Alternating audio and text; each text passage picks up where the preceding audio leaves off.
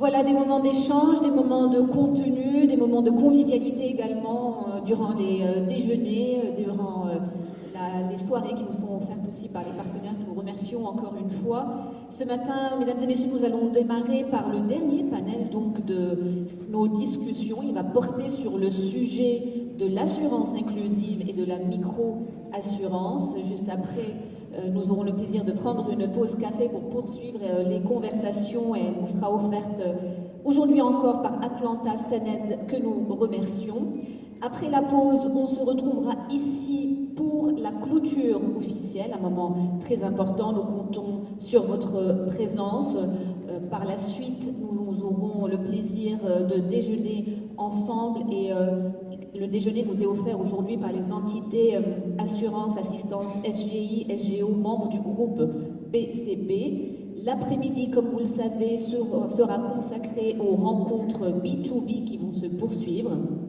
Et je profite du fait d'avoir un peu plus de monde dans la salle maintenant pour vous rappeler que ce soir, le dîner de gala sera offert par la Société Centrale de Réassurance et ça se passera à l'extérieur du site. Donc ça ne va pas se passer au Movenpick et donc pour vous faciliter le déplacement, il y a des navettes qui seront prévues et nous vous demandons de vous retrouver à 18h30 à l'entrée du Movenpick pour aller dans un très beau site et finir en beauté ces 3 journées ensemble.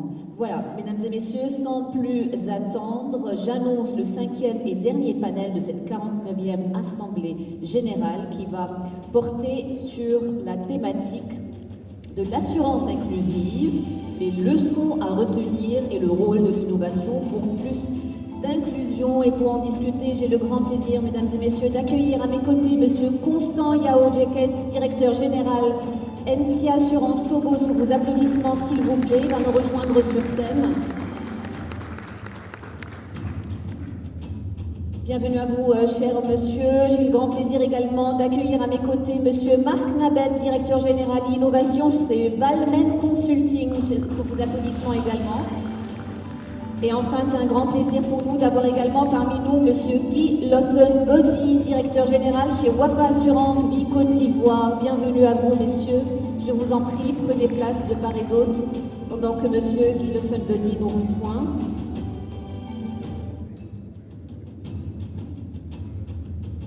Bienvenue à vous également. Voilà. Je vous laisse choisir le côté gauche ou droit. Merci beaucoup, c'est un plaisir de vous avoir parmi nous. Merci de nous rejoindre pour cette conversation qui va venir donc clôturer ces 3 journées riches en contenu. Alors, monsieur Constant Yao Djeket, vous êtes directeur général de NC Assurance et NC Vie Assurance au Togo, avec plus de 25 ans d'expérience dans l'industrie des assurances. Vous avez occupé des postes de direction à travers l'Afrique de l'Ouest, en contribuant activement à l'expansion du groupe NCA. Vous avez débuté votre carrière en France avant de revenir en Côte d'Ivoire et puis de piloter plusieurs filiales, notamment en Guinée, au Mali et aujourd'hui au Togo. Et vous venez d'éditer un livre qui porte sur l'essentiel de l'assurance vie et qui détaille les usages possibles de l'assurance aussi bien au niveau des individus, des entreprises et de l'assurance pour les États. Bienvenue à vous, cher monsieur. Monsieur Marc Nabet, vous êtes directeur chez Valmen Consulting. C'est un cabinet de conseil qui est dédié au secteur de l'assurance. Vous travaillez depuis 25 ans sur le sujet, donc toutes les problématiques du conseil de l'assurance, opérationnelle, stratégique, sur toute la chaîne de valeur d'ailleurs. Et vous avez mené des missions notamment auprès de mutuelles, de groupes de protection sociale, grands groupes d'assurance privée. Vous êtes spécialiste donc sur notamment l'assurance inclusive ou la micro-assurance, nous en parlerons. Bienvenue à vous, cher monsieur. Monsieur Guy Lawson-Body, vous êtes directeur général donc de Wafa Assurance Vie Côte d'Ivoire, fort de 34 ans d'expérience dans l'assurance vie et les marchés financiers. Votre parcours a débuté aux Assurances Générales de France avant l'intégration du groupe Allianz, qui vous a conduit à porter plusieurs postes de direction en Afrique, notamment à la BFVM. au sein du groupe Sunlam. C'est un grand plaisir de vous avoir parmi nous.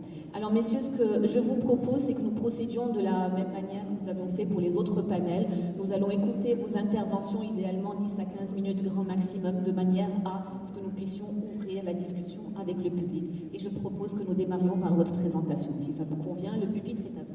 Sous vos applaudissements, nous l'accompagnons. Merci beaucoup, messieurs.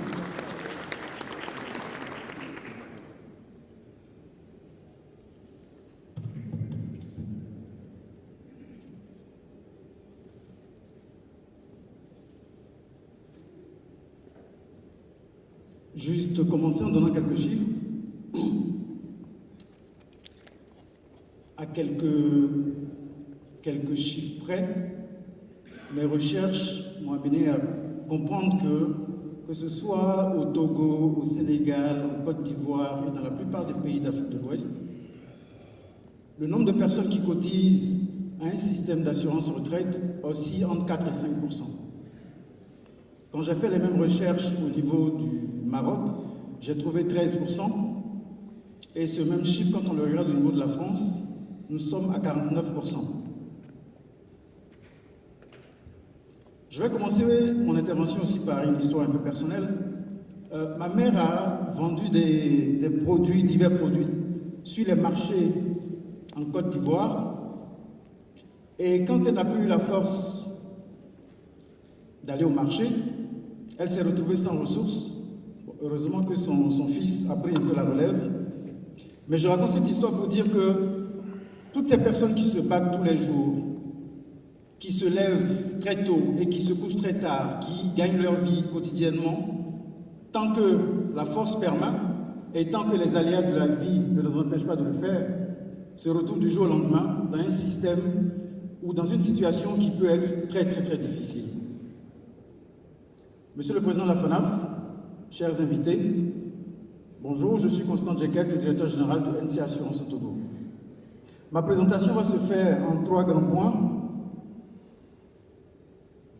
Donc, rappeler un peu les contextes et les défis. Je vais m'attarder davantage sur tout ce qui est innovation et quelques idées pour innover davantage. Et ensuite, je vais terminer avec les facteurs facilitant l'inclusion et une petite conclusion.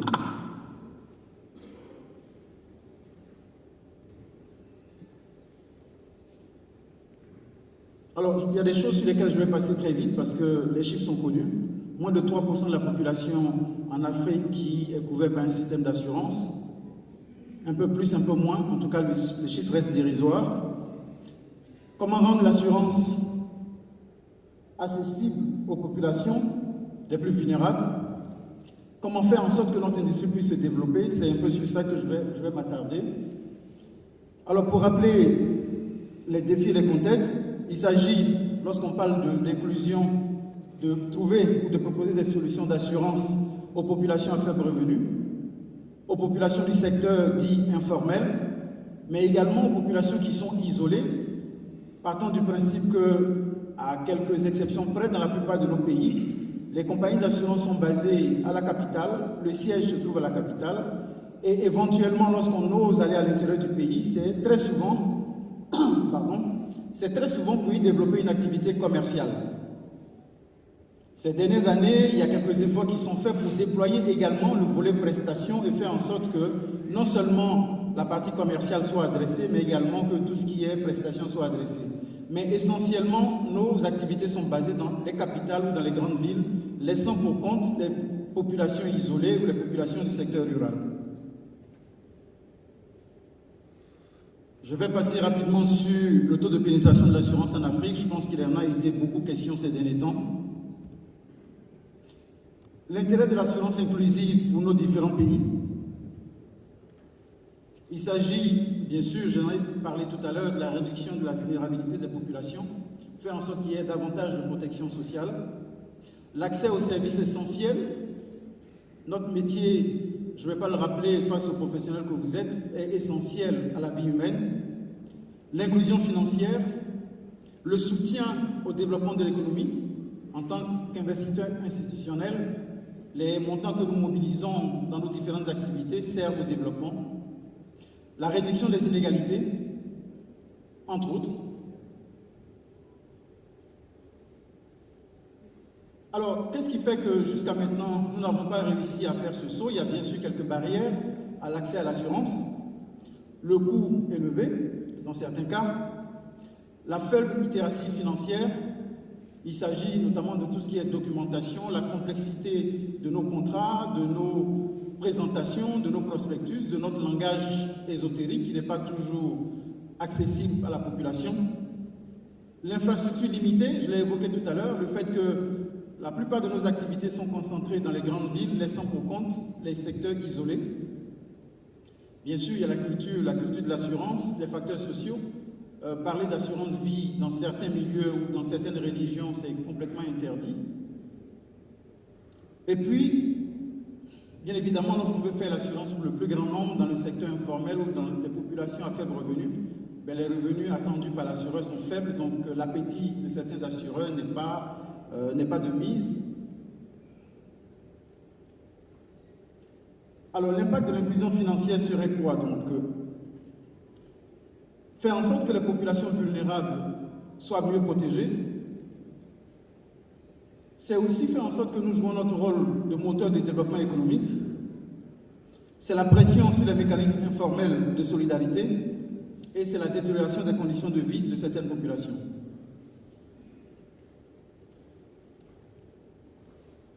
Alors, je vais m'attarder un peu plus sur tout ce qui est innovation et solutions. Je pense que, en attendant que peut-être les assurances obligatoires prennent la relève ou nous permettent de développer davantage nos industries, il nous revient de trouver les mécanismes nécessaires pour développer nos activités contre vents et marées.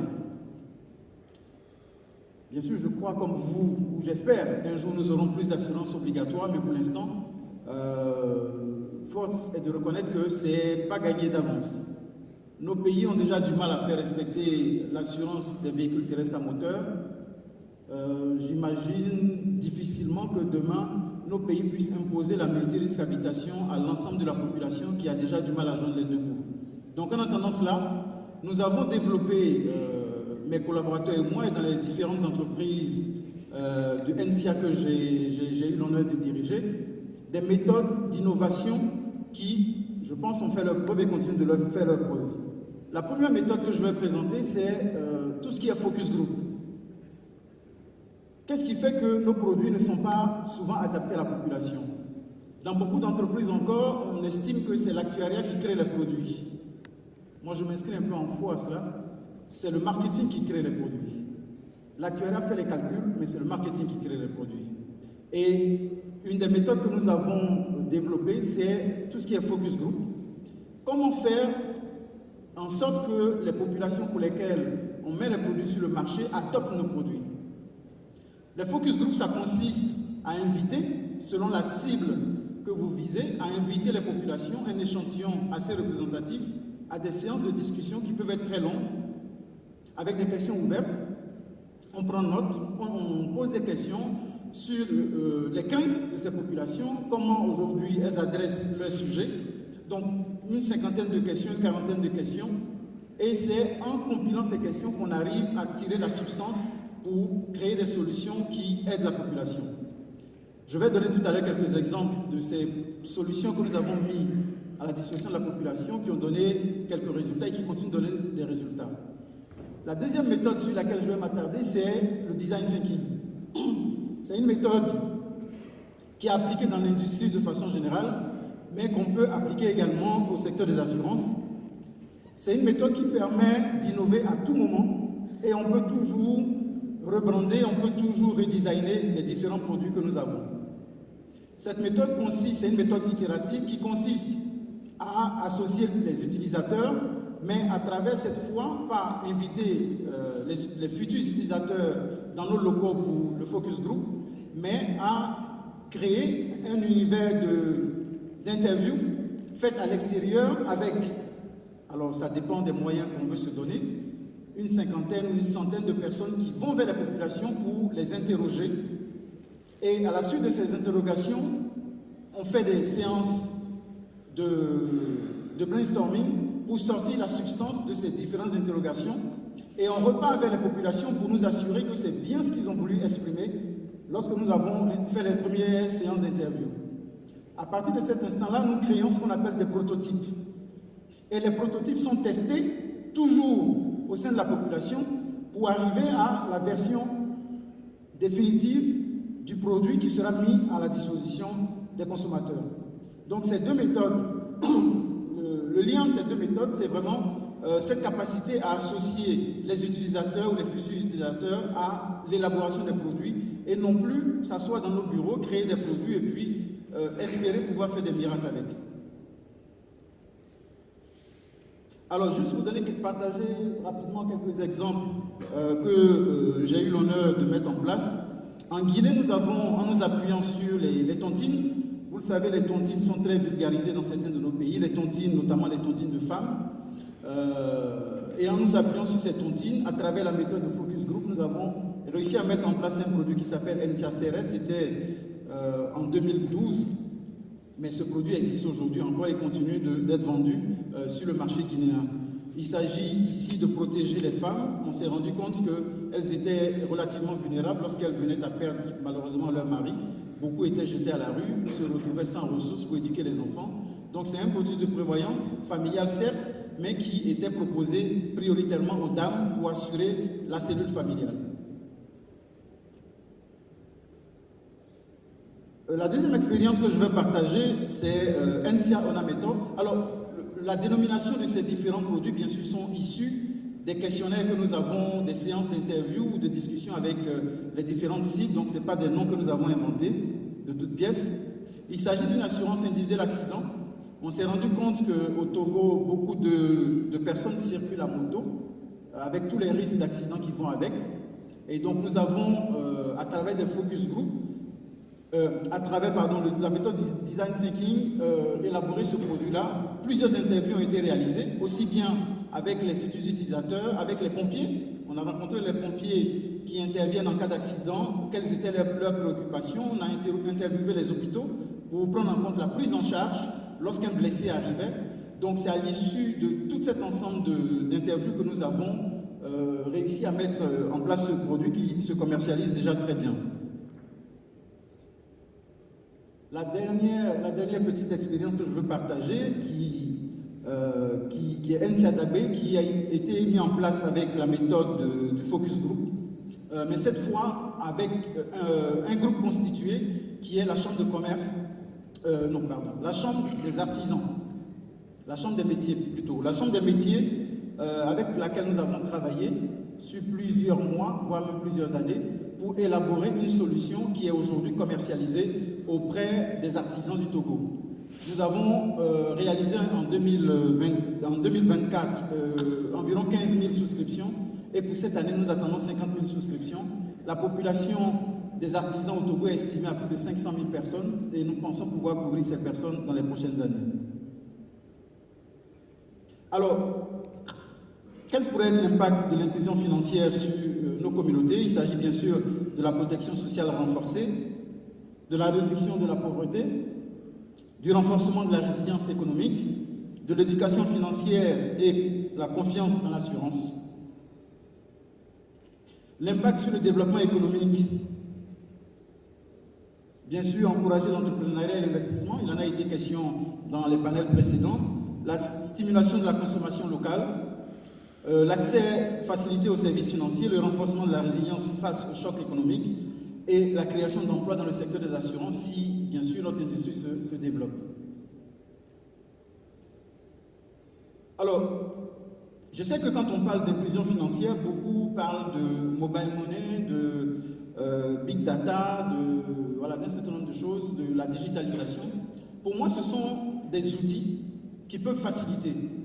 Mais utiliser uniquement ces outils sans avoir au préalable conçu les offres qui sont acceptées par la population, en tout cas j'ai eu malheureusement l'occasion de tester cela avec un opérateur économique au Mali.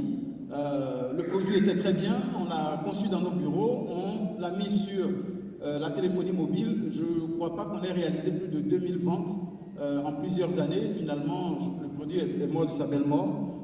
L'outil digital, l'outil mobile money ou le big data, ce sont des outils qui servent, bien sûr, mais pour moi, je pense qu'il est essentiel déjà d'avoir des offres qui peuvent intéresser la population. Et ces outils permettent effectivement d'adresser des zones où aujourd'hui on ne peut pas physiquement peut-être y être, ou même de payer, comme on avait remarqué il y a quelques années. On a un assuré qu'on doit indemniser à plusieurs kilomètres, on doit lui donner peut-être 50 000 francs CFA, et on lui dit de prendre son car, de se déplacer pour venir prendre 50 000 francs CFA, il va perdre peut-être 15 000 ou 20 000 dans le transport. Donc effectivement, avec les outils aujourd'hui que nous avons de mobile money, on arrive à payer nos sinistres à distance et ainsi de suite. Donc c'est des outils qui facilitent. Pour moi, ça fait partie des facteurs facilitants, mais pas forcément la solution à tous nos problèmes de développement. Des nouveaux modèles économiques en assurance inclusive existent, bien sûr. L'assurance à la demande qui se développe dans certains pays. La microassurance, on a vu qu'il y a de plus en plus de sociétés de microassurance agréées et des compagnies d'assurance qui demandent l'agrément pour la microassurance, même si j'estime modestement que ce n'est pas forcément utile. Qui peut le plus peut le moins. Donc si on a déjà un agrément pour vendre, pour adresser les gros risques, a fortiori on peut adresser les petits risques. Ça n'engage que moi. L'assurance paramétrique qui se développe également. Je ne vais pas insister là-dessus. Alors, en guise de conclusion, pour moi, l'avenir de l'assurance inclusive en Afrique repose sur 3 piliers essentiels. L'innovation, la collaboration et bien sûr l'éducation de nos populations. Je vous remercie. Merci à vous, cher monsieur. Merci pour cette présentation riche. Vous avez abordé plusieurs aspects. Nous y reviendrons durant l'échange, si le temps nous le permet. Je vais me tourner vers vous, monsieur Marc Nabet. Je propose que nous écoutions votre présentation et nous poursuivons juste après. Merci beaucoup.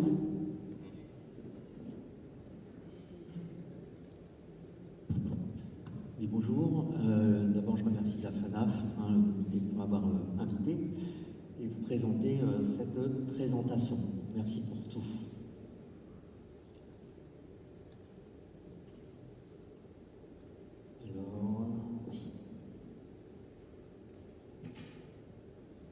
Alors, tout d'abord, on va revenir sur très rapidement. On est passé au début des années 2000, on parlait de micro-assurance et subrepticement, le mot est devenu assurance inclusive. En réalité, il existe et il coexiste entre la micro-assurance qui était perçue comme un complément à l'origine du microcrédit ou de mutuelle de santé vers une dimension beaucoup plus large, comme l'exprime l'IAIS ici, et également l'association de Genève, où on voit que de plus en plus, en fait, la question de la vulnérabilité était devenue centrale, de sorte que n'est vulnérable pas uniquement les populations pauvres, loin s'en faut. On a beaucoup de catégories modestes à travers le monde, en Afrique et ailleurs, de sorte que, y compris la microassurance ou l'assurance inclusive, a commencé à se développer dans pas mal de pays, par exemple d'Europe de l'Ouest. Alors, je ne reviens pas sur les chiffres, vous l'avez évoqué hier, le taux de pénétration, mais du coup, quand on regarde effectivement le taux de pénétration de l'assurance et la densité d'assurance, et le nombre de personnes couvertes, on peut se poser la question, est-ce que ce qu'on appelle assurance inclusive ou micro-assurance, est-ce que c'est vraiment l'assurance aux marges ou c'est l'assurance du pays? C'est une question qui doit se poser, on a toujours tendance à la cornériser, on peut dire. Or, l'enjeu, il me semble, est beaucoup plus important. Et d'ailleurs, en ce qui me concerne, je travaille sur de l'assurance, il n'y a rien que de l'assurance. Alors, il m'arrive de travailler effectivement en Afrique et ailleurs, mais je trouve qu'il y a un vrai continuum, pas vraiment de différence entre ce que je fais dans mon quotidien en France, sur des projets tout à fait classiques du conseil, mais ce que je vois aussi sur ces sujets-là, on raisonne exactement de la même façon, des fois c'est un petit peu plus paroxysmique, mais on travaille exactement sur les mêmes sujets, on fait de l'assurance et uniquement de l'assurance. Alors la première chose par contre que l'on a pu voir à travers ce secteur, c'est effectivement, vous avez beaucoup parlé des focus group, design thinking, c'est d'être au contact des populations. C'est quelque chose qui est très au cœur du sujet, et la première chose que l'on constate, c'est finalement on a pas mal de préjugés sur les gens, on plaque un peu nos préjugés sur les populations, et il faut aller au-delà des apparences. Alors je vous donne un exemple ici, c'est la personne, vous voyez à droite, c'est donc au Cap-Vert, et c'est l'île de Fogo. Et en 2014-2015, il y a eu une éruption, et les villages où ils travaillaient, où ils avaient leur commerce, leurs bungalows pour les touristes, etc., ont été complètement rasés. Et puis ces personnes ont été relogées par l'État, et puis quelques années après, ils sont revenus au pied du volcan, qu'ils considèrent quelque part comme leur ami, ce qu'ils nous ont dit, et ils ont tout reconstruit. Et donc, j'ai posé la question à cette personne, alors avec, je l'espère, un peu de pudeur, pas de jugement de valeur. Est-ce que vous n'avez pas trop peur quand même?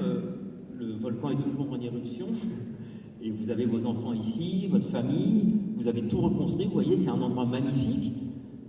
Et en fait, cette personne, dans la vidéo, je ne vais peut-être pas la projeter tout de suite pour gagner un petit peu de temps par rapport à l'exposé, et si j'ai le temps, je vous la passerai.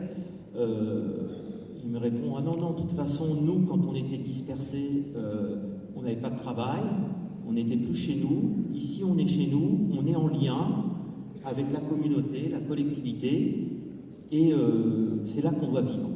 Et là, vous voyez que le lien social, quelque part, je suis tout à fait conscient que ce n'est pas une cotisation d'assurance et d'indemnité, mais quelque part, le lien social, c'est la première des assurances.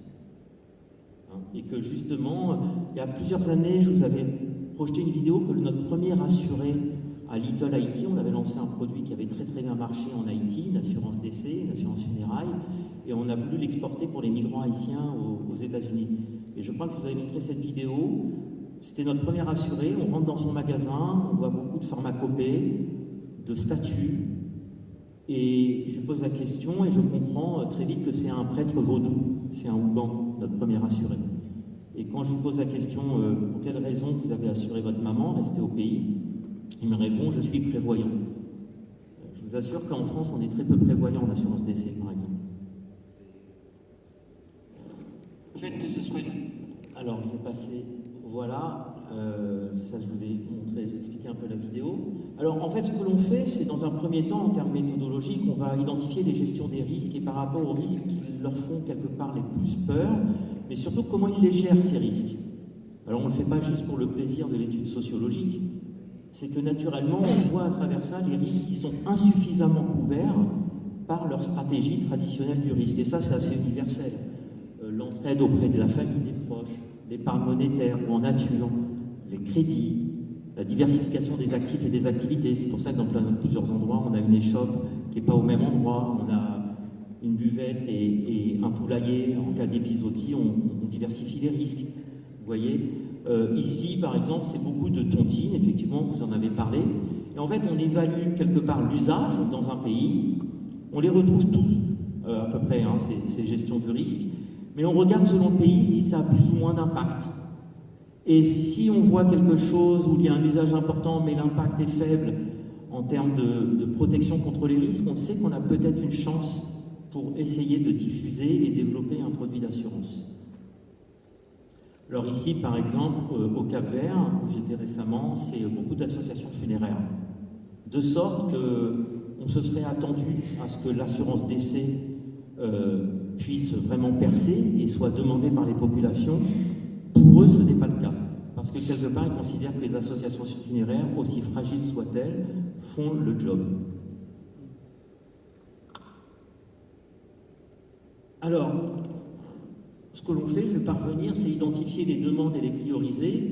Alors ça, alors on a plein de méthodes différentes pour cela. C'est que des fois, c'est totalement pas improvisé, c'est préparé, mais on se retrouve avec 20-25 personnes. C'est pas la même chose quand on se retrouve avec 5 ou 10 personnes. Faire un focus group quand on part d'une feuille blanche, c'est pas la même chose que lorsqu'on fait un focus group où l'on a déjà une idée du produit et on veut valider avec les populations ou les réseaux de distribution les produits. C'est tout ça qu'on fait dans les focus group. Alors, ici, vous voyez là, on leur demande de prioriser, par exemple, quels sont les risques et les couvertures d'assurance, quelque part, qui les intéresseraient le mieux, le plus. Alors, dans cet exemple, vous voyez, c'est la santé, celle de la famille, et ça, c'est tout à fait nouveau, c'est la retraite. C'est-à-dire que jusqu'en 2012-2014, la retraite dans les focus group que l'on faisait dans les pays ne venait pratiquement jamais. Parce qu'on partait du principe que les personnes considéraient que c'était trop lointain, pas de confiance dans les institutions publiques et privées, et donner un peu de son argent pour 10, 20, 30 ans, 40 ans, ils n'y croyaient pas. Et bien là, c'est tout à fait récent, tant ici, vous voyez que dans cet exemple au Cap-Vert, que par exemple en Tunisie, là où récemment j'ai beaucoup travaillé, eh ben, la retraite est devenue une préoccupation pour les populations parce qu'avec l'augmentation de l'espérance de vie, le témoignage de leurs proches, effectivement, qui ne peuvent plus avoir de revenus en cas de retraite, ou plutôt en cas de cessation d'activité, ben, les nouvelles générations voient ça et elles sont préoccupées. De sorte qu'on a pu voir dans les focus group, c'était aussi des jeunes actifs qui étaient préoccupés par ce sujet par vis-à-vis de leurs parents. La santé, c'est quelque chose d'assez universel. Maintenant, je vous disais, l'expérience que j'ai entre la France, par exemple, et tout ce que je vois ailleurs, il y avait des choses que je voyais il y a 20 ans. Des gens nous disaient qu'ils ne cotisaient pas à des produits d'assurance santé dans certains pays parce que l'assurance privée était beaucoup trop chère vis-à-vis des infrastructures privées d'établissements de santé. Et puis, se faire soigner dans l'établissement public était extrêmement risqué, donc pourquoi payer une cotisation d'assurance pour ça? C'est quelque chose qu'on voit de plus en plus arriver en France avec ce qu'on appelle le désert médical, qui n'est pas un désert juste géographique, c'est d'accessibilité aux médecins. Et donc, on a de plus en plus une tension là-dessus, où des gens commencent à se dire je paye trop cher ma cotisation d'assurance santé, ce n'est plus possible, et les associations de consommateurs qui se mobilisent par rapport à ça, avec les risques inhérents sur ce sujet. Alors, l'assurance inclusive, ou micro-assurance, ou de l'assurance en fait, tout court, c'est le principe de ce qu'on appelait déjà dans les années 2000 des produits suaves. C'est McCord qui disait ça. C'est des produits simples, c'est des produits compréhensibles, understanding, c'est accessible. Alors accessible, c'est au sens large, il faut l'entendre aussi bien géographique, mais ça peut être aussi technologique. On voit que des fois la technologie aide, mais aussi elle peut créer aussi des difficultés. C'est la viabilité, et puis c'est l'efficacité. Et c'est la possibilité aussi de mesurer. Et très vite, quand on pose des questions, hein, par exemple, on veut valider des questionnaires, des formulaires de déclaration du risque en multirisque professionnel, des questionnaires de santé et autres, ben, les gens nous posent des questions tout à fait pertinentes. Vous parlez de multirisque professionnel, ils vous posent la question, est-ce que les inondations sont couvertes? Dégâts des eaux et inondations, c'est pas tout à fait la même chose. Si j'ai deux locaux, est-ce que j'ai un seul contrat ou deux contrats? On a par exemple en France, dans des milieux assez périurbains, ruraux, pour les périodes de carence, pour quelle raison vous avez un délai de carence de 3 mois? Ben, en fait, on leur explique l'antisélection et que si on ne le fait pas, ben, la cotisation pour l'ensemble de la mutualité sera plus élevée, et là, ils acceptent. Et puis, les déclarations d'état de bonne santé, c'est quoi? Ben, les gens, ils vous disent, moi, bon, j'ai une maladie chronique, mais je vis avec, il n'y a pas de souci, je suis bien soigné. Donc des fois, le diable est dans le détail, dans ces questionnaires, et qu'on questionne. C'est-à-dire quand on fait ces focus group, qu'on valide nos produits, nos procédures, c'est ça qui nous intéresse aussi pour optimiser tout ça et éviter des erreurs. Alors, les documents, on parle souvent effectivement le fait que les gens ne souscrivent pas, on en a parlé, bien sûr, il y a les revenus, mais pas que. Pas que. Il y a des fois, souvent c'est sorti, c'est que les gens ne viennent pas assez vers eux. Donc ils n'ont pas vraiment de connaissance de l'assurance. Et plusieurs fois, mon ami Vance pourrait en témoigner, en 2007 à l'UNACOPEC, je pense qu'on était les premiers à aller sur le terrain auprès de sociétaires de l'UNACOPEC pour parler de risque et d'assurance. Alors, les documents, vous voyez ici, on nous demande trop de documents, ça vient souvent. Des documents qui ne sont pas du tout adaptés. Hein, dans un pays, on m'avait dit qu'est-ce que vous voulez qu'un vendeur de film vous apporte un certificat de travail? Moi, je suis dans l'économie informelle. On avait vu au Maroc, par exemple, dans des focus group avec des institutions, des associations de microcrédit, la quantité et la complexité des documents décourageaient. Voilà, c'était aussi simple que ça, ils ne souscrivaient pas. Et vous voyez ici, par exemple, on vous a demandé en Tunisie le formulaire de déclaration du risque qui est édité en 2 pages et en français avec des questions qui ne sont pas toujours compréhensibles. Et par exemple, faux plafond, chaudière, contigu, etc. Qu'est-ce que ça signifie? Et pourtant, dans ce portefeuille, il y a beaucoup de chefs d'entreprise et qui ont des locaux. Et là, des fois, on est un peu coincé tant par les systèmes d'information, voire souvent, que par la réglementation. Madame, elle dit il faut une voilà, c'était un extrait de vidéo où la personne nous parle voilà. Alors la distribution est essentielle, hein. La révolution de l'assurance vient souvent de la distribution. Et vous voyez, par exemple, dans fin des années 90, ces associations de femmes de Vimo Sewa en Inde, l'UNACOPEC, je vous en ai parlé, des institutions de microfinance en Tunisie, comme DA. On a aussi des agents garantis. Alors, ils n'appellent pas ça du tout au Cap-Vert assurance inclusive, micro-assurance. Ils appellent ça, c'est de l'assurance, mais en fait, c'est totalement dans cette logique. Et ils vendent des produits d'assurance décès. On a le Maroc aussi, on a parlé des établissements de crédit. Et puis, le mobile aussi. Il y a une forte espérance dans le mobile.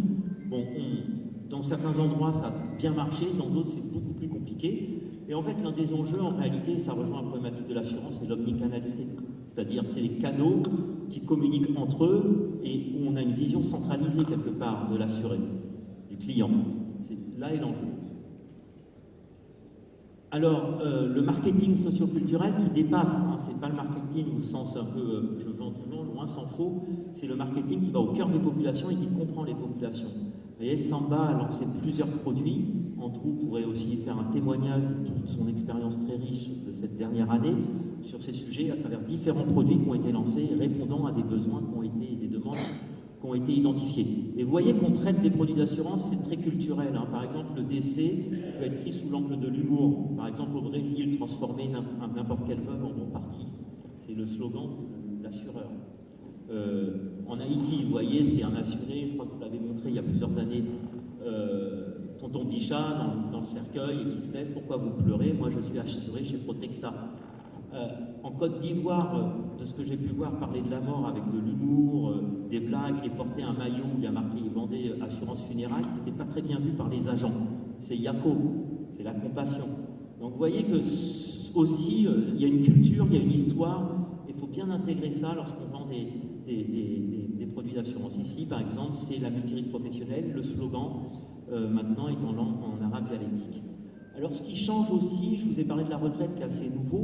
Sinon, le secteur n'a pas énormément évolué par rapport à l'ère 20 ans comme l'assurance. Elle évolue petit à petit. Par contre, c'est vrai que l'intelligence artificielle bouscule quand même beaucoup de choses, tel que je peux le voir dans mes missions en France, notamment. Et l'IA générative déjà. Tout ce qui est rédaction de mails, tout ce qui est synthèse de documents, tout ce qui est aussi lecture par rapport à la documentation juridique, veille, etc., etc. Alors, de la même façon que des fois, assurance inclusive, micro-assurance, c'est un mot valise qui permet de se dispenser de pas mal de choses. En réalité, il y a beaucoup de gens qui disent qu'ils font de l'intelligence artificielle, c'est des requêtes SQL. Donc, en réalité, l'IA, c'est plutôt, on l'associe au deep learning, et là aussi, on pourrait en parler. Des progrès extrêmement spectaculaires sont réalisés depuis au moins les années 2010-2012. Et il y a une accélération sensible, par exemple dans les contact centers, où maintenant les gens n'ont plus à faire du picking dans les call centers. Ils ont des transcriptions en temps réel, des alertes, ce qu'on appelle les analyses de sentiments, etc., qui sont très spectaculaires. C'est ce que j'appelle ici l'analyse de voix du client. Alors, pour terminer, en fait, on apprend à travers ce sujet d'assurance, j'insiste, en fait, on revient surtout à des fondamentaux. Par exemple, cette personne ici, que vous voyez à gauche, et ça on l'a eu à plusieurs endroits, nous remercie parce qu'on est venu la voir. Excusez-moi. Non, on n'arrive pas à lancer la vidéo, bon, c'est pas grave. Dans la vidéo, c'est une personne qui dit « c'est la première fois qu'on vient nous voir ». Donc merci pour tout, on est très touchés. Et quand est-ce que peut-être vous allez lancer ces produits d'assurance pour nous? Donc c'est un peu un retour aux fondamentaux, qui est l'assurance qui, comme le dit François-Xavier Allouet, un grand ami à moi, l'assurance a d'abord été créée pour réduire la pauvreté. Et c'est pour cette raison dans l'histoire économique et sociale qu'elle a été créée et qu'elle s'est développée. Certes, c'est un pilier essentiel du capitalisme, et heureusement, mais c'est un pilier essentiel. Mais c'est aussi de l'innovation. C'est de l'innovation. Ici, comme vous voyez au Cambodge en 2012, déjà, là, je faisais un diagnostic avec le médecin traitant, et vous voyez une ouvrière du textile qui arrive, qui est assurée à travers un programme d'assurance, micro-assurance, peu importe le terme, et il y a sa photo, et on utilise aussi, on comptait utiliser la biométrie. Par exemple, ça, c'était déjà en 2010-2012 par rapport au risque de fraude, de fausse identité, etc. Et je termine là-dessus. C'est une vidéo, là, je ne vais pas vous la passer, mais je vous la permettez. Donc on demande, c'était après le tremblement de terre d'Haïti, donc on voulait savoir ce qui se passait pour les assurés, d'abord s'ils étaient morts, s'ils avaient fui le tremblement de terre par rapport au risque de réplique, Est-ce qu'ils avaient besoin de plus de temps pour payer leurs cotisations par rapport au drame qu'ils avaient vécu? Et on leur a posé la question s'ils seraient prêts à s'assurer, à continuer à s'assurer malgré tout. Et puis, qu'est-ce que l'assurance? Et ce monsieur, vous voyez, il a un sac, et il se tourne vers mon ami assureur, et il lui dit: l'assurance, c'est ça, je prends mon sac, c'est Shai, le fardeau, je le mets sur ma tête, et je te transfère. Il avait tout à fait compris ce qu'était le métier de l'assurance, et c'est une façon de redéfinir et de revoir notre métier. Je vous remercie. Merci beaucoup à vous. Merci pour cette présentation riche. Effectivement, le transfert des risques. Je vous invite à nous rejoindre pour que nous puissions poursuivre la conversation tout à l'heure. Très intéressant, ces différences culturelles, le lien social aussi qui est effectivement extrêmement important, et c'est finalement la première des assurances. Monsieur Guy Lawson-Badi, je rappelle que vous êtes directeur général chez Wafa Assurance Vie Côte d'Ivoire. Je propose que nous écoutions votre présentation et on poursuivra juste après. Merci beaucoup.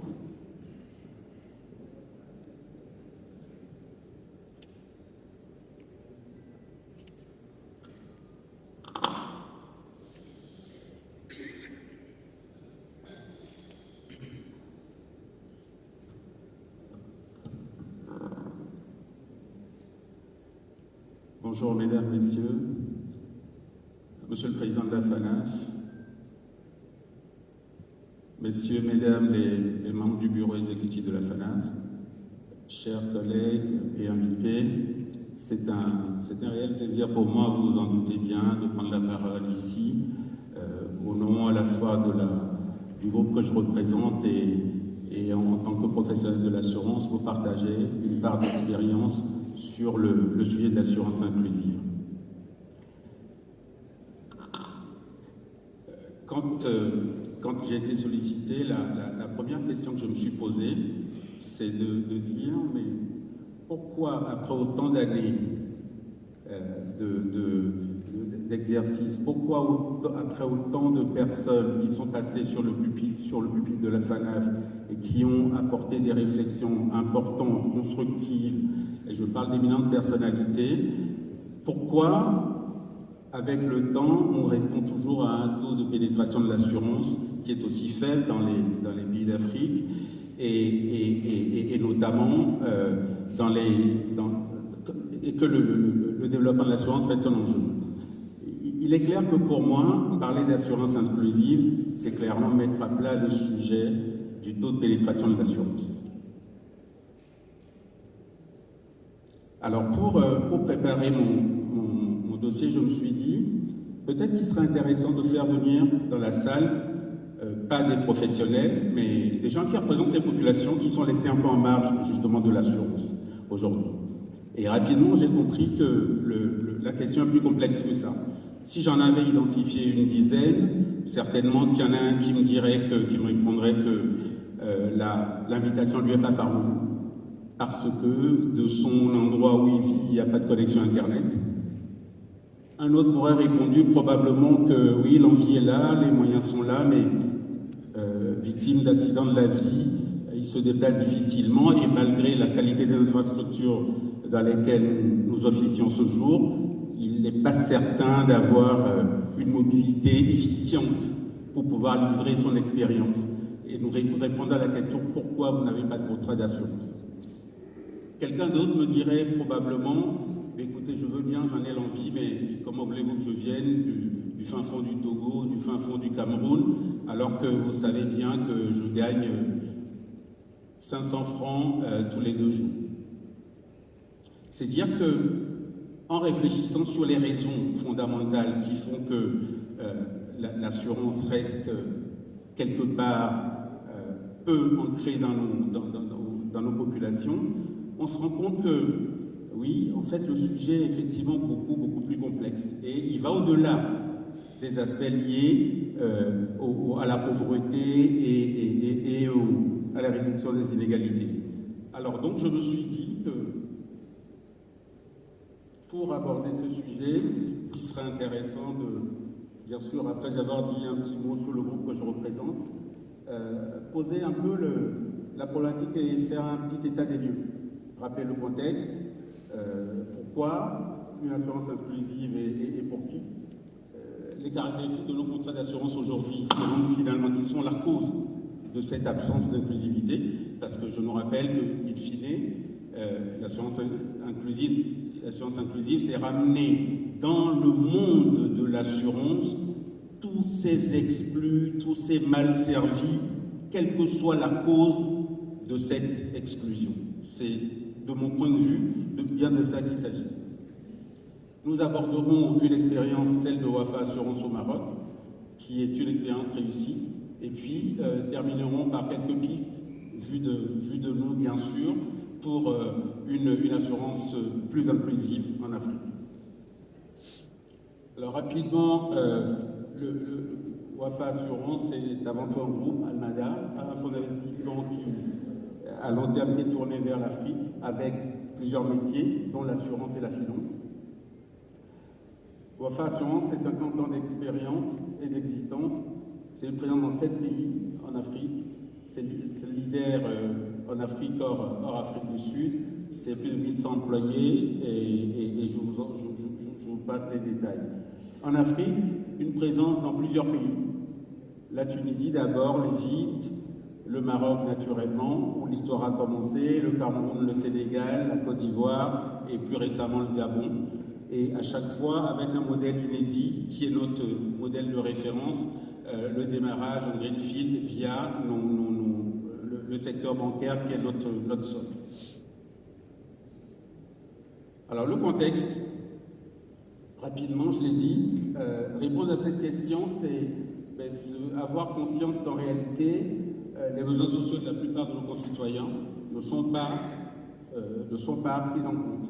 Pour une raison toute simple, nous avons un système conventionnel de l'assurance qui est, on est entre nous, il faut le dire, psychorigide, avec des discours des fois, ou des mots pour des spécialistes édifiés.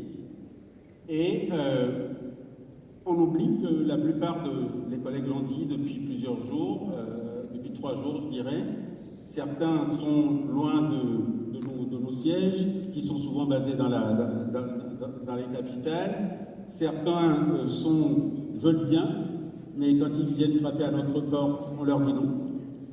Ils sont exclus pour différentes raisons. On va également parler de ça.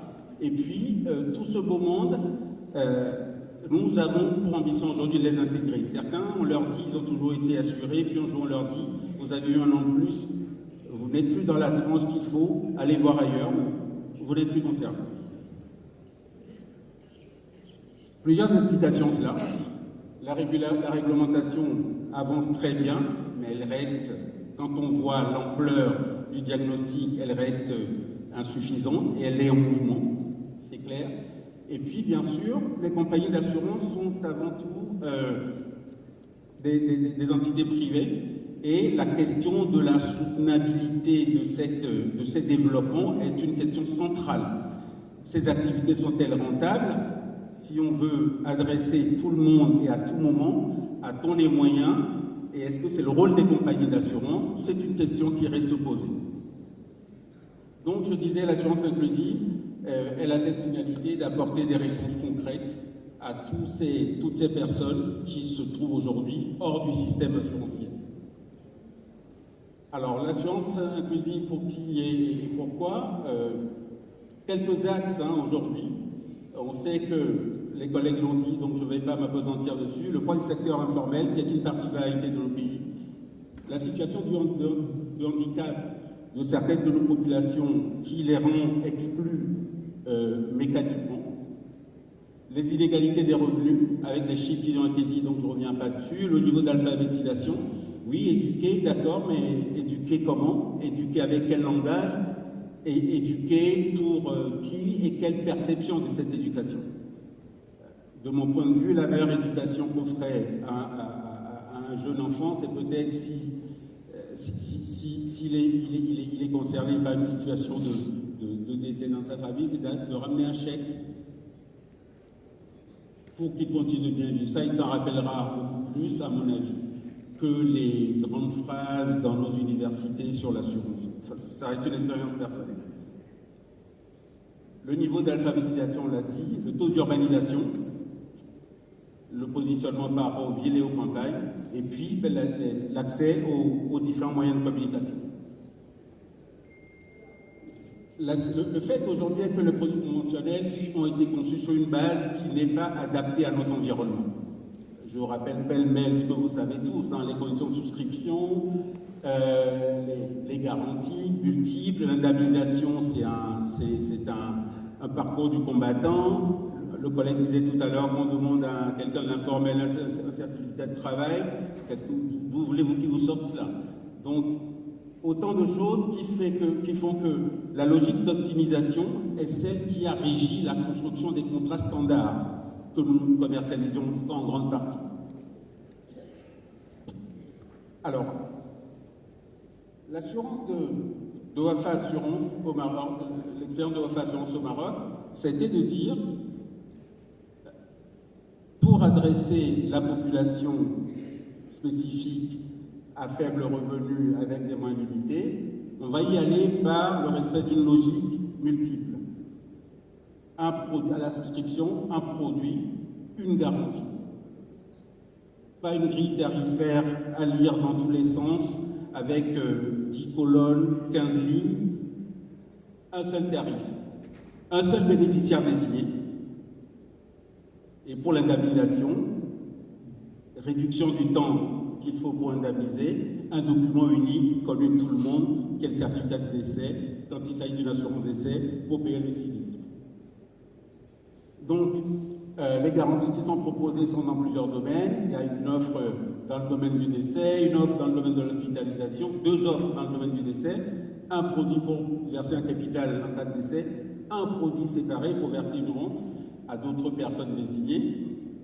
Pour la partie hospitalisation, des indemnités journalières avec des montants précis. Et puis, donc, le choix de faire cette distribution par 2 réseaux partenaires qui ont l'avantage, effectivement, d'être installés dans tous les coins donc, du Maroc. Mais il n'en demeure pas moins, pour faire notre propre critique, que celui qui n'est pas bancarisé, il n'est pas concerné.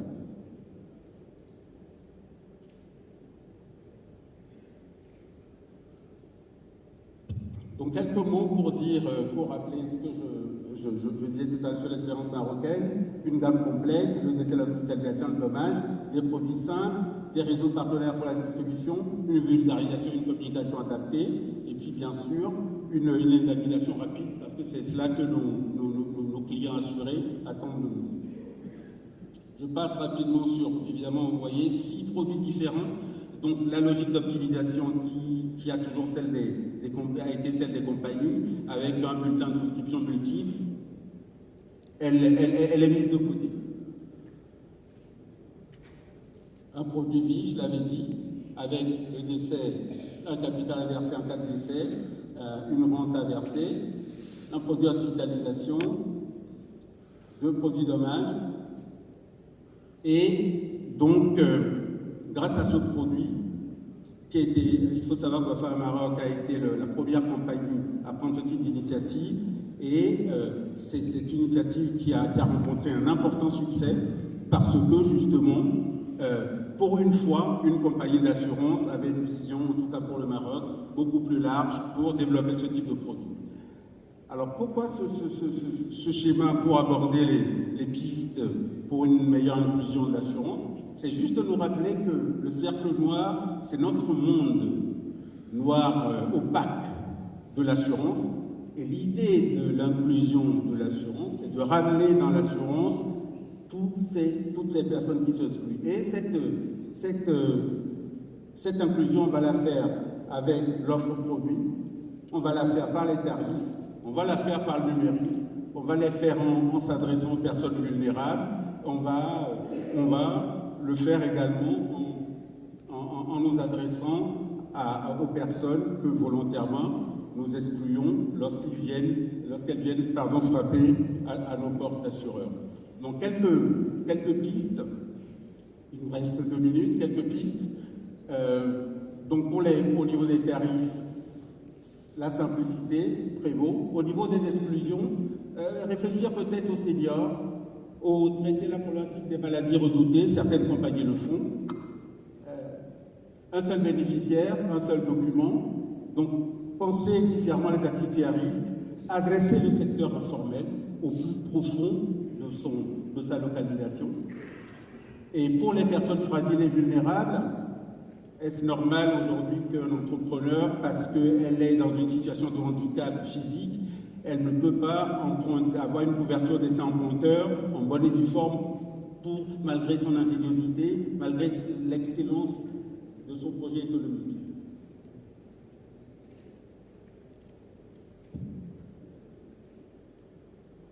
On peut évidemment le faire par le numérique. Plusieurs collègues se sont succédés à cette tribune pour en parler. On peut le faire par l'offre produit. On a entendu parler de l'expérience du Togo avec les collègues, mais je voulais partager 2-3 expériences personnelles pour dire que cette inclusion, elle n'est pas forcément au détriment de la rentabilité. Dans une vie antérieure, nous avons eu à travailler avec une cible de personnes, une association. Parce que finalement, souvent, c'est le regroupement de personnes qui donnent le ton des spécificités auxquelles nous devons réfléchir. Et il se trouve que c'était une association de malvoyants, une association qui regroupait près de 5000 personnes, et elle avait des besoins particuliers.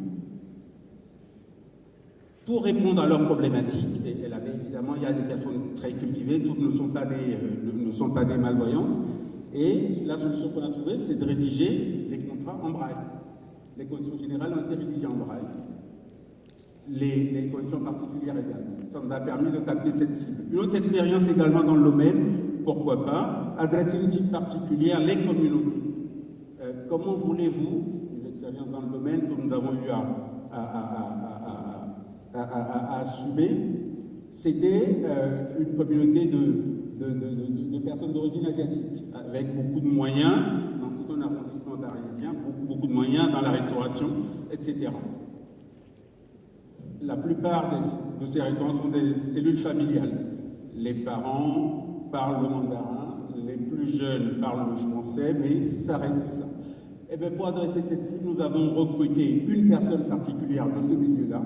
Le contrat n'a pas été rédigé en mandarin, néanmoins. L'argumentation se traite avec les mots qu'il faut, avec les accès qu'il faut. D'autres expériences comme ça existent, et je voulais vous dire que c'est juste cela aussi, l'inclusion assurantielle.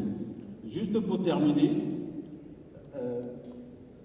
je n'ai aucune certitude en venant devant vous ce matin, mais j'ai plutôt des questions que je me pose et que je me permets de partager avec vous. La seule certitude que j'ai, c'est qu'il faut agrandir le prisme de lecture, aller bien au-delà de l'idée de la pauvreté, quand on parle de micro-assurance. En revanche, les questions que je me pose, c'est de savoir si les difficultés liées à la diversité, des risques et la rentabilité, est-ce qu'elles sont insurmontables, véritablement? La réponse idoine à la problématique du taux de pénétration et si c'était l'assurance inclusive. Quels acteurs sont les mieux placés, les mieux outillés? Est-ce le domaine exclusif des compagnies d'assurance, puis des États qui ont un rôle plus tourné vers le social? Je m'interroge. Et puis, une dernière question pour nos réflexions, pour lancer les débats. Une parfaite inclusion est-elle possible en dehors de la responsabilité sociétale et d'une économie solidaire? Mesdames, Messieurs, voilà ce que je souhaitais partager avec vous et comme réflexion et comme axe de pensée. Merci, je vous remercie beaucoup et merci à vous pour ces questions. Transition parfaite pour ouvrir le débat. Vous rendez aussi le travail plus facile. Les questions sont affichées, ce sera des questions pour vous, mesdames et messieurs. L'idée maintenant, c'est que nous poursuivions les discussions ensemble pour diversifier le format et aussi pour permettre à notre audience de participer à la discussion. Et j'aimerais commencer par vous, Monsieur Constant Yaoudjaket. En fait, tout à l'heure, vous partagez des chiffres extrêmement intéressants, effectivement, sur le taux de pénétration, notamment pour la retraite. Vous mentionniez 5% Côte d'Ivoire, environ 4% Sénégal, Togo, 13% Maroc, alors qu'on atteint les 49% en France. Alors quand on sait que l'augmentation de ce taux permettrait à nos États de mobiliser davantage de ressources pour le développement de nos pays et de réduire aussi la dépendance aux aides étrangères, qu'est-ce qui empêche aujourd'hui nos éleveurs, nos agriculteurs, nos commerçants d'être dans des fonds de pension ou dans des organismes de cotisation retraite, sur la base de votre expérience, expertise terrain? Oui, je pense que nos États ont des rôles à jouer. Aujourd'hui, que ce soit les éleveurs au Sénégal, les planteurs en Côte d'Ivoire et dans divers pays, les commerçants dans les marchés, toutes ces personnes qui sont exclues des systèmes, rien n'empêche aujourd'hui la mise en place de caisses de retraite pour ces personnes. Et effectivement, les chiffres sont assez parlants.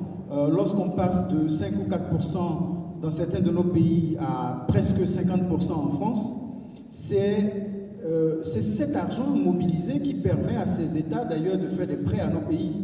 On a recours systématiquement aux dettes étrangères faites en monnaie avec les risques qui vont avec, alors que nous avons cette possibilité de mobiliser des ressources en interne. Et j'assistais il n'y a pas très longtemps à une présentation où on parlait de la notation financière. Vous savez que lorsqu'on s'endette à l'extérieur, la notation financière a un poids. Et au-delà de la notation financière, les pays africains ont une prime de risque. On comparait, lors de cette présentation d'ailleurs, les taux d'endettement des pays africains comparés aux taux d'endettement des pays d'Amérique du Sud. À notation égale, le taux d'endettement en Afrique est plus élevé parce que l'Afrique a une prime de risque.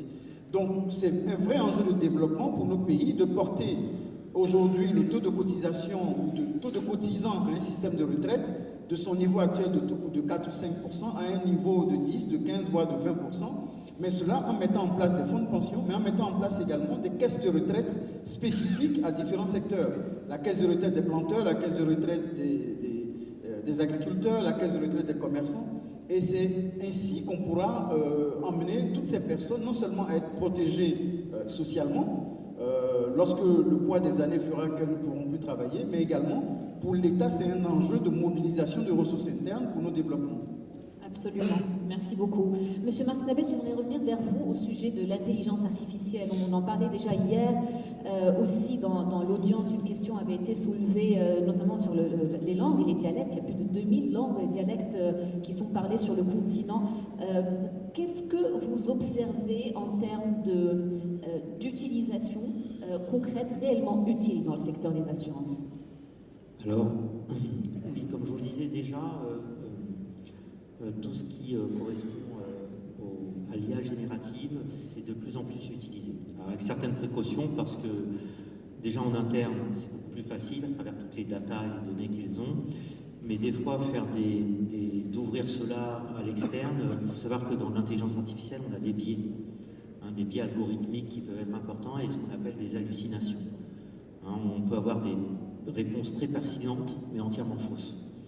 Et du coup, on peut avoir des problèmes juridiques. Mais néanmoins, force est de constater que l'IA générative est utilisée de plus en plus, déjà à titre personnel, par les gens qui travaillent dans les compagnies d'assurance, pour tout ce qui est rédaction de mails, automatisation ensuite de ces rédactions de mails, harmonisation, ce qu'on appelle aussi dans certains cas en communication des éléments de langage, etc., dans les relations qu'on peut avoir avec des acteurs tiers. Donc ça, c'est déjà utilisé. Ensuite, ce que je peux voir comme beaucoup d'utilisation, c'est des progrès spectaculaires dans ce que je vous mentionnais, les contact centers. Les call centers, on appelle ça d'ailleurs plutôt contact center que call center parce que maintenant un centre téléphonique entre guillemets n'est pas que téléphonique, il va aussi gérer tout ce qui vient de différents canaux, y compris les réseaux sociaux par exemple, les mails, etc., pour avoir une vision consolidée. Et là par exemple pour les téléconseillers, d'avoir en termes d'IA une retranscription automatique de ce qui est dit et d'une synthèse qui va pouvoir être transmise à quelqu'un d'autre, un superviseur qui tout d'un coup n'a pas besoin de faire ce que j'appelle du picking, c'est-à-dire de chercher des éléments pour voir s'il n'y a pas eu d'alerte, s'il n'y a pas eu de problème. Là tout de suite ils mettent en place des alertes pour le superviseur, et le superviseur peut prendre son écouteur et tout d'un coup être en aveugle et d'écouter tout ce qui se passe parce qu'il a eu cette alerte. Ça, c'est des progrès quand même très spectaculaires que l'on a ces dernières années. C'est des exemples parmi d'autres. Des gens qui travaillent par exemple par rapport à ce qu'on appelle le legal tech, c'est tout ce qui, par rapport à l'inflation juridique que l'on a dans certains pays, d'avoir une base centralisée des informations avec toutes les jurisprudences qui tombent, peuvent être aussi extrêmement intéressants. Donc il y a moult, et bien sûr, ça c'est plus technique, mais initialement, les développeurs informatiques maintenant s'appuie énormément sur les outils d'intelligence artificielle pour coder. Ça fait des gains, on ne peut pas donner une métrique, il n'y a rien de scientifique là-dedans, mais de 40%, 50% de productivité, par exemple. Des gains conséquents en productivité. Et puis vous avez raison de souligner la qualité de la data qui a aussi été soulignée par le président directeur général de Activa, M. Richard Loué, le premier jour. Effectivement, l'IA générative ne fait que reprendre des choses qui ont été mises en input et c'est notre responsabilité aussi collective de nous assurer qu'il y a des données qui correspondent aux spécificités du continent africain parce que finalement, ce qu'on reçoit en output par cette IA-là peut ne pas du tout être adapté à nos contextes.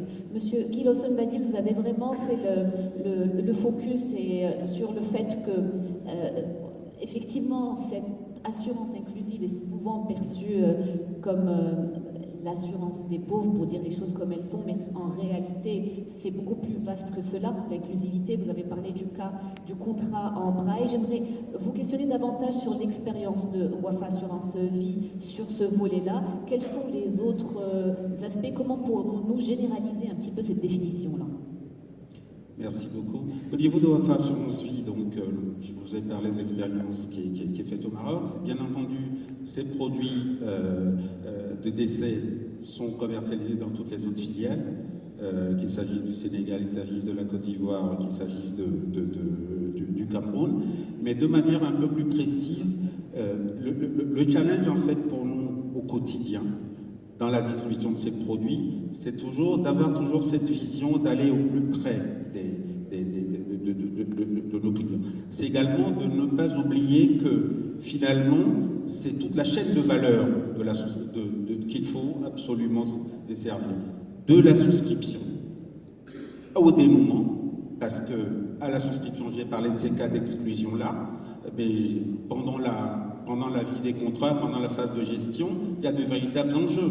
Quand nous recrutons un client parce qu'il est client d'une banque partenaire et que lorsqu'il a un défaut de paiement, nous ne lui donnons pas d'autre choix que de retourner à son agence pour payer, quid de notre volonté d'inclusion.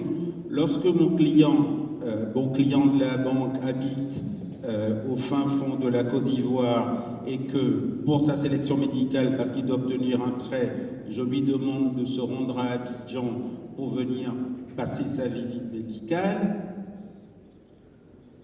qu'est-ce que je fais?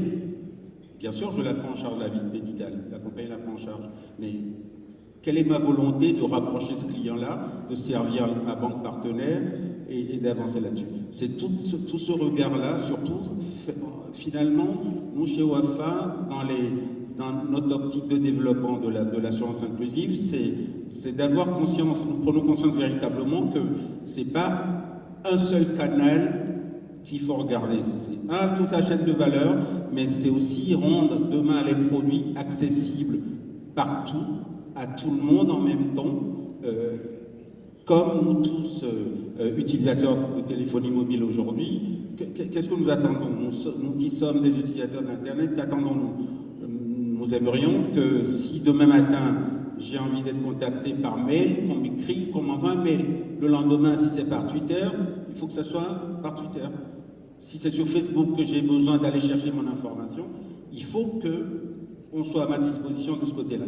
Et c'est ça l'enjeu pour moi. Et c'est ce que nous essayons de mettre en place au quotidien. C'est d'être au plus proche, effectivement, des clients. Merci beaucoup. Mesdames et messieurs, j'aimerais offrir l'opportunité à notre audience dans la salle de poser des questions. N'hésitez pas à lever la main bien haut pour que nous puissions vous voir. Et on prendra un bloc de 3 questions. On aimerait vraiment bénéficier de votre expérience, de votre expertise. Qu'est-ce qui fait, de votre point de vue, que ce taux de pénétration n'augmente pas encore? Quelle spécificité locale? Oui, monsieur, je vois une main levée là sur la droite.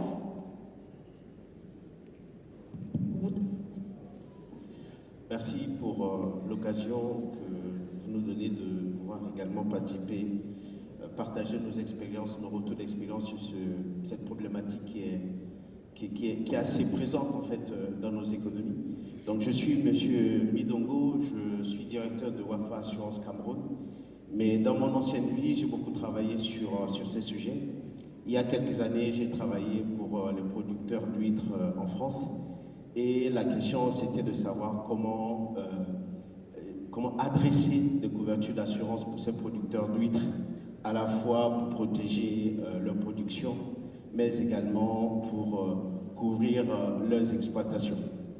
Il y a quelques années également, on a eu une expérience sur le Gabon, parce que pendant 5 ans, j'ai été directeur général d'une compagnie au Gabon. Et avec le ministère de la Pêche, il était question de pouvoir adresser la communauté des pêcheurs et pouvoir trouver du travail aux jeunes Gabonais. Alors la démarche a été très simple.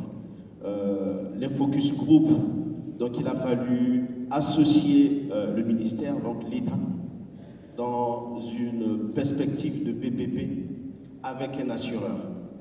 Donc, travailler en amont sur cerner les besoins de ces pêcheurs-là. De quoi avaient-ils besoin? Avoir une pirogue, avoir accès, faciliter le dossier administratif, et ça c'est du ressort de l'État. Donc on a dû impliquer l'État sur ces problématiques-là en tant que partie prenante dans un deal PPP.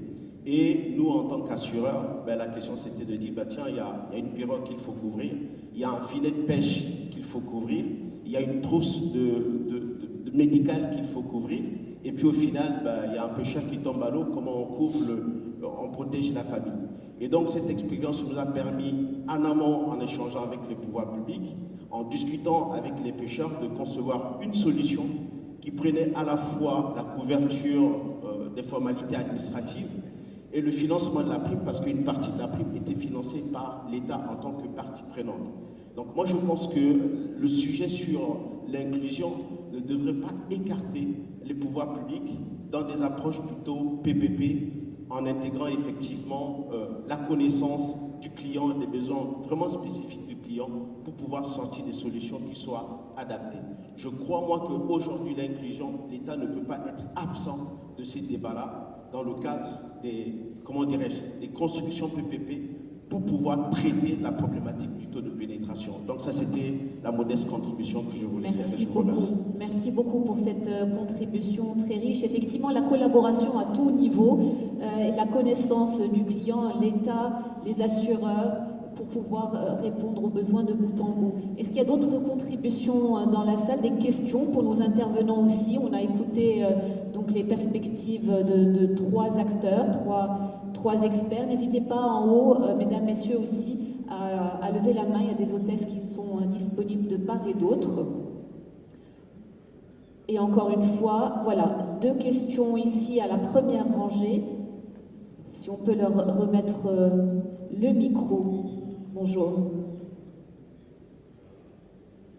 Alors bonjour, toujours Wafa Assurance. Je suis directeur communication et je vais rebondir sur ce qu'a dit mon collègue Wilfried. Et nous avons devant nous le parterre des gens dont j'ai besoin et à qui je vais m'adresser. On a la CAPS, M. Abdrahim Chafi'i, on a M. Beddou, on a pas mal de monde.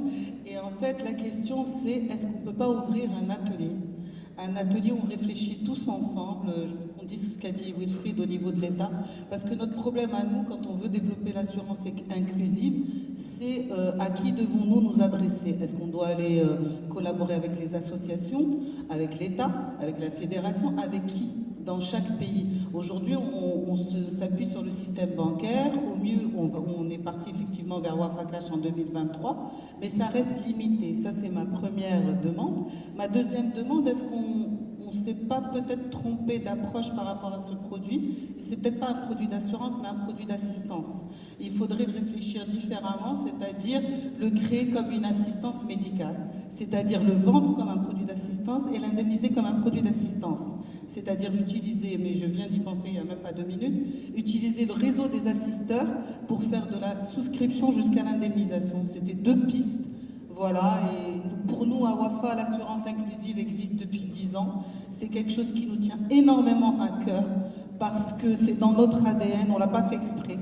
Mais maintenant qu'on y est, on le développe en Côte d'Ivoire de manière culturelle, en s'adaptant non seulement au langage, mais aux spécificités, en utilisant les tontines aussi. Mais ça reste extrêmement limité et on touche, pour moi, même si c'est pas mal de monde, on touche une très petite population. Le nombre reste faible par rapport aux gens qui sont exclus. Et on a fait une opération aussi qui était pas mal à Wafa Assurance, c'est qu'on a recherché, M. Chevrier et moi, on a recherché les personnes qui devaient être indemnisées par ce genre de produit et qui n'avaient pas connaissance que leur mari, leur père ou quelqu'un de leur famille a pris ce produit. Et croyez-moi, on a fait des heureux, on a eu beaucoup d'émotions, on a pas mal de témoignages, parce qu'on est parti taper à des portes où les gens ne savaient même pas qu'ils étaient assurés. Merci beaucoup. Voilà, merci. Merci beaucoup pour ce partage d'expérience. Et ça aussi, les panels, c'est des partages d'expériences croisées. Je vais prendre deux dernières questions ici au centre, puis je vous inviterai à poursuivre les conversations durant la pause café qui va suivre juste après. Je vous en prie, cher monsieur. Alors bonjour à tous, Ibrahim Massou, associé de Forbis Mazar. Alors j'ai entendu beaucoup de choses qui font écho à des expériences qu'on a eues et que j'aimerais bien partager. Alors j'ai entendu tontine tout à l'heure, j'ai entendu mobilisation des fonds, j'ai entendu inclusion, j'ai entendu retraite. Alors c'est extrêmement important. L'Afrique a besoin de mobiliser de fonds et effectivement je suis d'accord avec vous qu'il y a des ressources internes.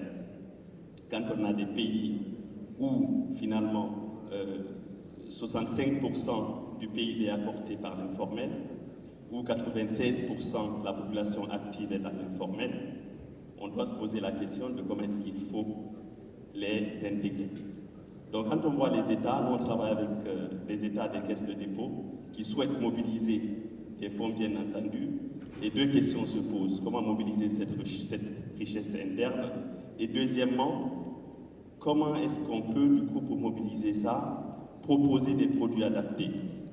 Donc proposer des produits adaptés, c'est écouter la population, c'est mener des enquêtes précises pour savoir exactement comment est-ce qu'on peut adresser leurs problématiques et par quel canal on peut leur proposer des produits pour que ça marche. Ça, c'est le premier point qui est extrêmement important, donc être à l'écoute. Le deuxième point, lorsqu'on parle de couverture, lorsqu'on voit la retraite par exemple, dans toutes nos sociétés, le secteur formel a des régimes de retraite, mais l'informel n'en a pas. Les professions libérales n'en ont pas. Comment est-ce qu'on peut leur proposer des produits également adaptés? Donc c'est également, il y a des initiatives là-dessus. On peut mobiliser des fonds dans ces domaines-là pour financer nos économies. Et les caisses de retraite par capitalisation, c'est un canal.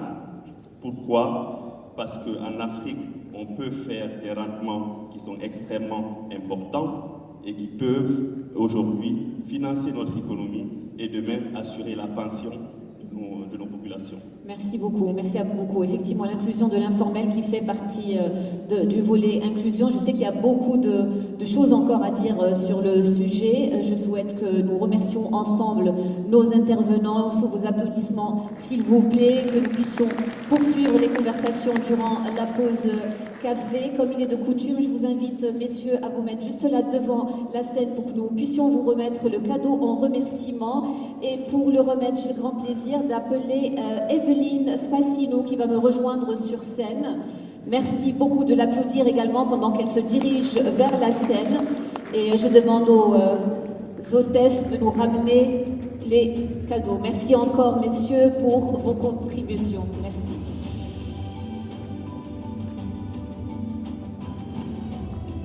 Mesdames et messieurs, je vous rappelle dans quelques instants que nous allons prendre la pause café qui nous est offerte par Atlanta Sanet, que nous remercions encore une fois. Nous allons reprendre juste après pour un moment extrêmement important qui est la clôture officielle de ces travaux de la 49e Assemblée Générale. On vous invite à monter, chère madame, montez sur scène s'il vous plaît, sur le podium. On va faire une photo individuelle bien au centre, mettez-vous bien au centre. Voilà, il y aura une photo individuelle chacun, puis la photo de groupe en souvenir de ce panel.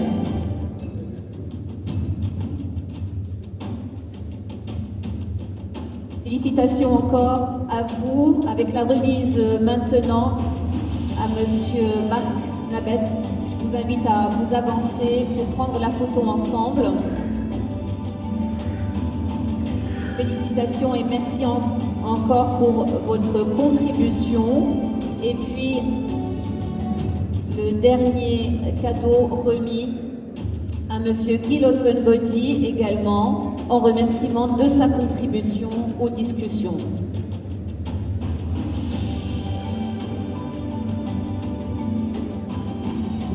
Voilà, une dernière photo de groupe. Chère madame, mettez-vous bien au centre avec nos intervenants souvenirs de ce panel.